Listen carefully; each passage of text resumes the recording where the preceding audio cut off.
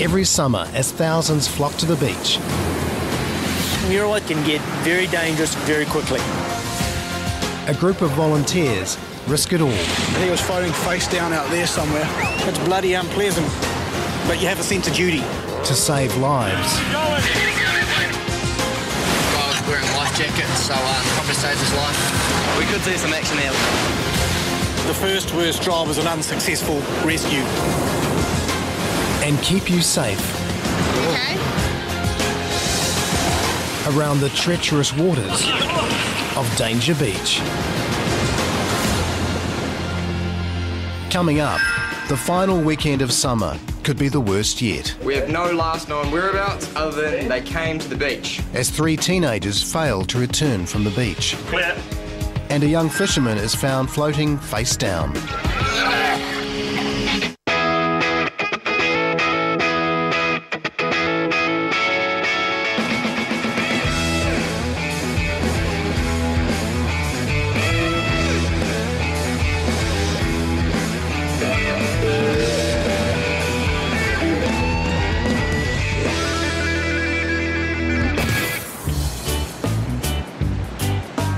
It's the end of summer for the Muriwai Surf Club, but it's business as usual as the lifeguards spend the night together before their last day on patrol. Right, and where were they last seen?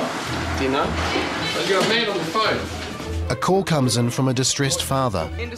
So you don't actually know if they made it to the beach or not? 3 teenagers have not returned from their day at the beach, and it's already way past dark. We've got 2 males and a female. Okay, they came down in a Holden. We have no last known whereabouts other than they came to the beach. Within minutes, senior lifeguard Luke Stockman organises 3 teams to carry out a search and rescue mission around the Muriwai area. They'll be giving all the directions. So we've got 3 people, so I reckon we split into 3 teams. Pick a leader within your team. They'll be giving all the directions. If they find them, they're going to relay back to us with their condition. We'll then know what equipment we need to send to them. The 2 remaining people from their team will take that equipment to them. Mary Bay. Yep. From the top, go down, sweep the beach. The lifeguards need to first confirm they are still in the area, so one team heads for the car park. Just to confirm, we're not sure that currently. Copy that. The location of the vehicle is a surf club car park. The teenagers haven't left the beach, and concern is mounting. Clear. Yeah, just confirming that we've finished the park and we're heading up the middle up to the track to Muriwai Bay. Lifeguards put themselves at risk as they cover the cliff sides and scan the pitch-black waters. If the missing teens are in the water, chance of finding them alive is slim. Yeah, down here, got one. Within 15 minutes, one of the victims is found down a bank. Can I get some light in here, guys? He's fallen at least 5 metres and is in critical condition. Word comes in that the other 2 have been found. They got lost in the dark, but are okay. Got a radial pulse. Sweet. Hey, mate, can you hear me?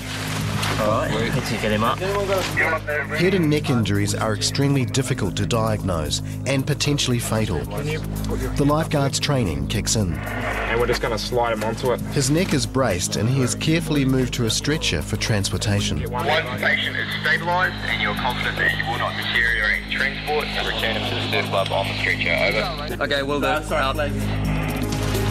Okay, dudes, hold us.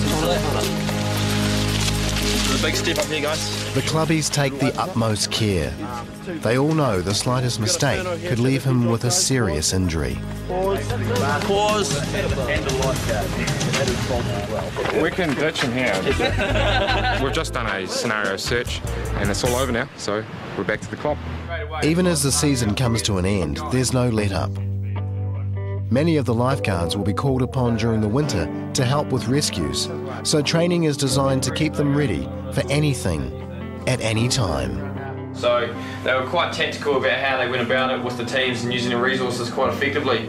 Tonight, the last night they will be together this season, and they have come through with flying colours.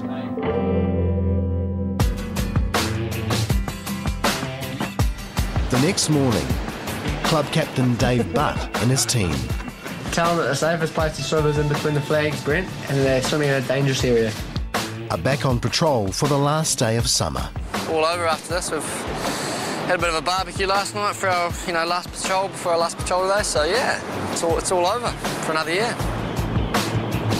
Really, our job as lifeguards is to prevent rather than, react to situations. We'd rather be preventing people going into rips, holes, all that kind of stuff. And I think with the 6 patrols we've had running this year, they've all done a great job of preventing the rescues from happening. So it's been really encouraging to see, and hopefully we'll keep it up next year, and keep those people safe when they're swimming. Joining him is a mixed crew, from the very experienced and the very young. For lifeguard Ross Pounds, the feeling is one of accomplishment. And I think most lifeguards feel this way. There's a real sense of service and as well as satisfaction when you can work a long day, make sure everybody goes home safe. It's a lot of fun, and not everybody can do it, not everybody will do it. So you have a really good group of young people, a good group of older people that all get together and keep everybody safe. And without it, this would be a very dangerous place. Plus, the job has a few perks. When it comes down to it, it's all about chicks. But the job is far from over, as Patrol Captain Danny Teneville takes a call. A boogie boarder is in trouble around the notorious Flat Rock.